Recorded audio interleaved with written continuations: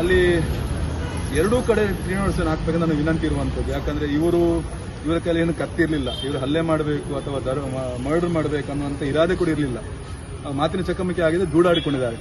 ಅದೇ ರೀತಿ ಅವರು ಕೂಡ ಅಂಗಡಿಗೆ ನುಗ್ಗಿದ್ದಾರೆ, 100 ಜನ ಬಂದಿದ್ದಾರೆ.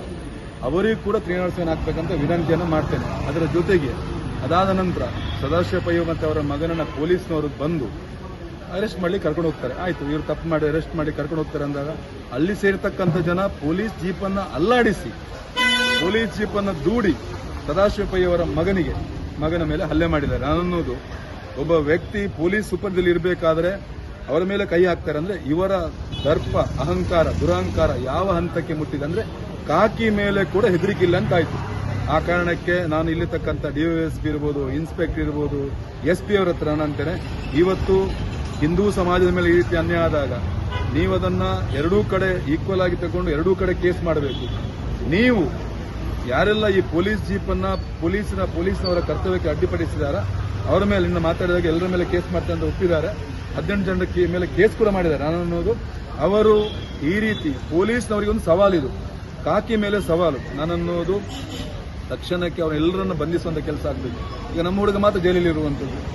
ಯಾರು ಈ ರೀತಿ ಪೊಲೀಸ್ನವರ ವಿರುದ್ಧ ದೌರ್ಜನ್ಯ ಮಾಡಿದಾರ, ಪೊಲೀಸ್ ಜೀಪ್ ಅಲ್ಲಾಡಿಸಿದಾರ, ಅವರ ಮೇಲೆ ಸುಮೋಟೋ ಕೇಸ್ನ ಮುಖಾಂತರ ಅವರನ್ನು ಹುಡುಕಿ ಅವರನ್ನು ಅರೆಸ್ಟ್ ಮಾಡಿ ಜೈಲಿಗೆ ಹಾಕುವ ಕೆಲಸವನ್ನು ಮಾಡಬೇಕು. ಆಗ ಮಾತ್ರ ಇಲ್ಲಿ ನ್ಯಾಯ ಸಿಗುವಂತ ವಿಚಾರ ಆಗ್ತದೆ. ಆ ಕಾರಣಕ್ಕೆ ಪೊಲೀಸ್ ವ್ಯವಸ್ಥೆ ಮೇಲೆ ಭರವಸೆ ಉಂಟು, ತಕ್ಷಣಕ್ಕೆ ಅವರು ಮಾಡಬೇಕಂತ ನಾನು ವಿನಂತಿ ಮಾಡ್ತೇನೆ. ನಿನ್ನೆ ದಿವಸ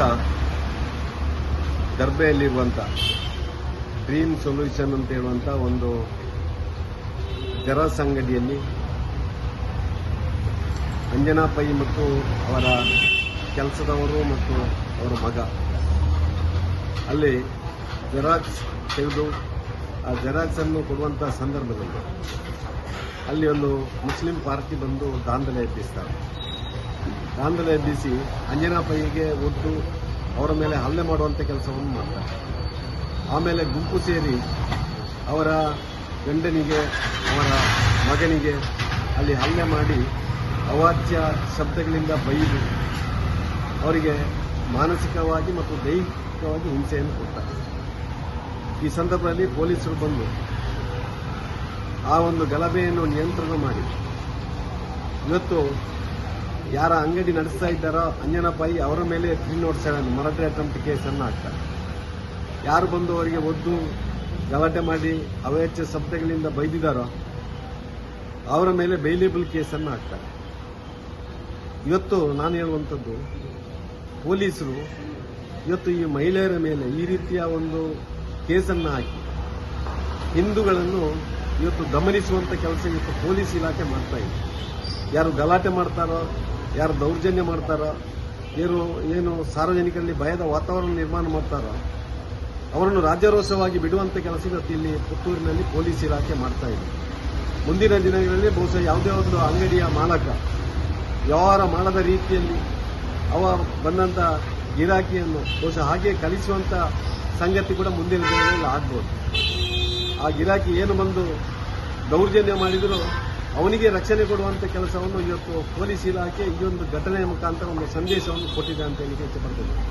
ನಾಳೆ ಹೇಳುವಂಥದ್ದು, ಯಾರಿವತ್ತು ಇಲ್ಲಿ ಆ ಭಯದ ವಾತಾವರಣ ನಿರ್ಮಾಣ ಮಾಡಿದ್ರು, ಪೊಲೀಸರ ಕರ್ತವ್ಯಕ್ಕೆ ಅಡ್ಡಿಪಡಿಸಿದ್ರು, ಅವರ ಮೇಲೆ ಕೂಡ 307 ಕೇಸ್ ಆಗಬೇಕು.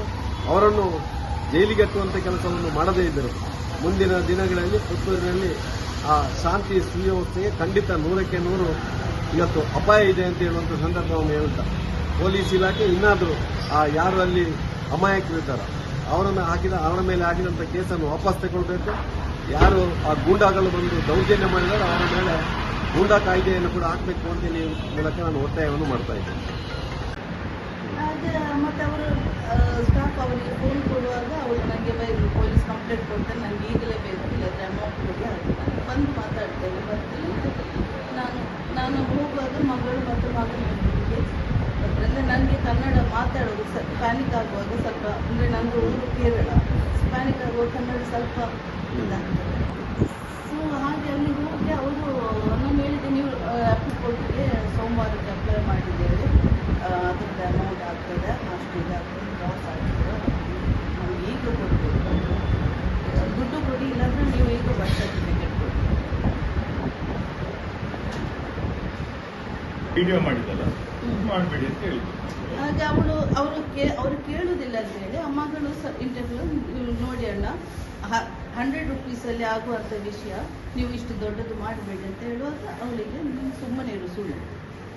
ಆಗ ಅವಳು ಲ್ಯಾಂಗ್ವೇಜ್ ಕಂಟ್ರೋಲ್ ಮಾಡಿ ನೀವು ಮಾತಾಡುವಾಗ ಅಂತ ಹೇಳುವಾಗ ವಿಡಿಯೋ ತೆಗಿಲಿಕ್ಕೆ ಹೊರಟ.